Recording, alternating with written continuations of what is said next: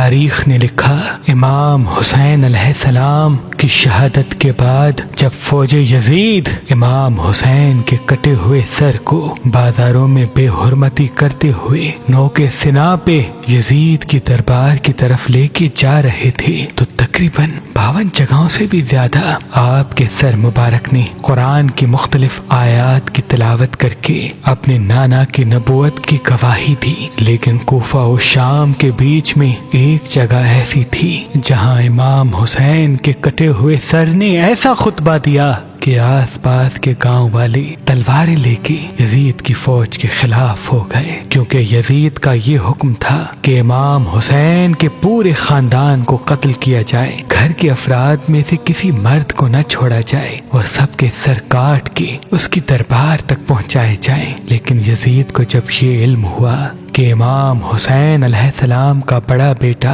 امام علی زین العابدین علیہ السلام بیبیوں کے ساتھ قید ہو کے شام کی طرف آ رہے ہیں، تو یزید نے اپنے سپاہیوں میں سے کچھ کو اس پیغام کے ساتھ شمر کے پاس بھیجا کہ جس طرح سے بنی ہاشم کے تمام سر کاٹ کے میرے پاس لے کے آ رہے ہو، ویسے ہی علی زین العابدین کا سر بھی کاٹ لو، کیونکہ میں چاہتا ہوں کہ آل محمد کی اولاد اس زمین پہ قائم نہ رہے، کوئی بھی خود کو محمد مصطفیٰ سے نسبت نہ دے اور رہتی دنیا تک آل محمد کا نشان زمین سے ختم ہو جائے۔ تو یوں زبیر بن عبداللہ اور حارث بن نعمان اس قافلے تک آ پہنچتے ہیں جس میں رسول اللہ کی بیٹیاں ننگے سر قیدی ہو کے آ رہی ہیں اور رسول اللہ کے پورے خاندان کے سر کٹے ہوئے نوکے سنا پہ بلند دربار یزید کی طرف چل رہے ہیں۔ جیسے ہی ان سپاہیوں نے تلوار نکالی اور باواز بلند شمر سے کہنے لگے کہ اے شمر،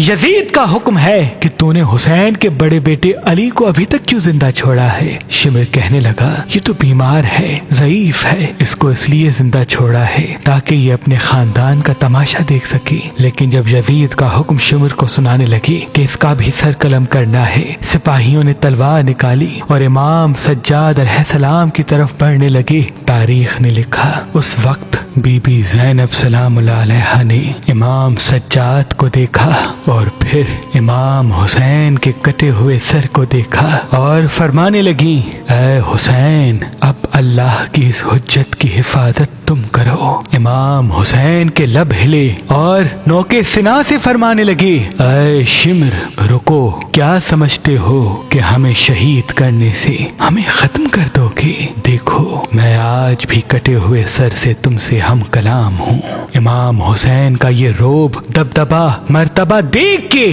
وہ جو سپاہی جو یزید کی طرف سے آئے تھے انہوں نے اپنی تلواریں زمین پہ پھینک دی، ایک عجیب سا شور برپا ہو گیا، آس پاس کے گاؤں والے آ گئے۔ امام حسین سب سے مخاطب ہو کے فرماتے ہیں اے بستی والو، میں حسین ابن علی ہوں، فاطمہ کا بیٹا، رسول کا نواسا، وہ محمد جو تمام انبیاء سے افضل ہے، اور یہ جو خاندان قیدی بنا کے یزید اپنی دربار کی طرف لے کے جا رہا ہے، یہ وہی خاندان ہے جس کے لیے اللہ نے قرآن میں قسمیں اٹھائی ہیں۔ یہ خاندان پوری انسانیت میں اللہ کے سب سے قریب ہے۔ یہ جو بیبیاں ننگے سر تم دیکھ رہے ہو یہ رسول کی بیٹیاں ہیں، یہ تمام سر جو کٹے ہوئے نوکے سنا پہ بلند ہیں یہ رسول کی اولاد ہیں۔ جیسے ہی امام حسین علیہ السلام کے الفاظ آس پاس کے گاؤں والوں نے سنے، انہوں نے اپنی تلواریں نیام سے نکالی اور یزید کے سپاہیوں کی گردن پہ رکھی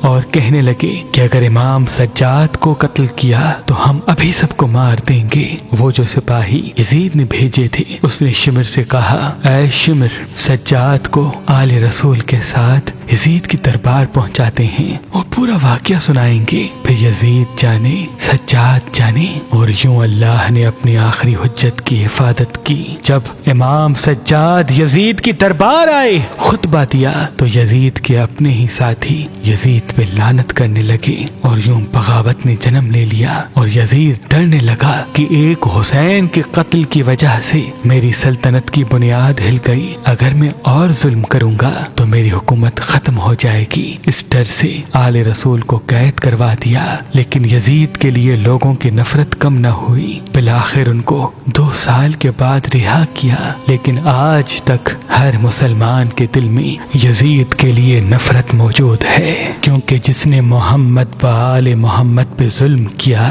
اس نے اللہ کو ناراض کیا، اور جس نے اللہ کو ناراض کیا اس پر ہمیشہ لعنت برستی ہے۔ آج بھی امام سجاد کی نسل سے سید و سادات پوری دنیا میں رسول اللہ کی اولاد کہلاتے ہیں، کیونکہ یہ اللہ کا وعدہ ہے کہ وہ محمد مصطفیٰ کی اولاد کو زمین پہ پھیلائے گا، اور جس یزید نے رسول اللہ کی اولاد کو ختم کرنا چاہا آج اس یزید کی نسل کا نام و نشان تک نہیں ملتا، نام و نشان تک نہیں ملتا۔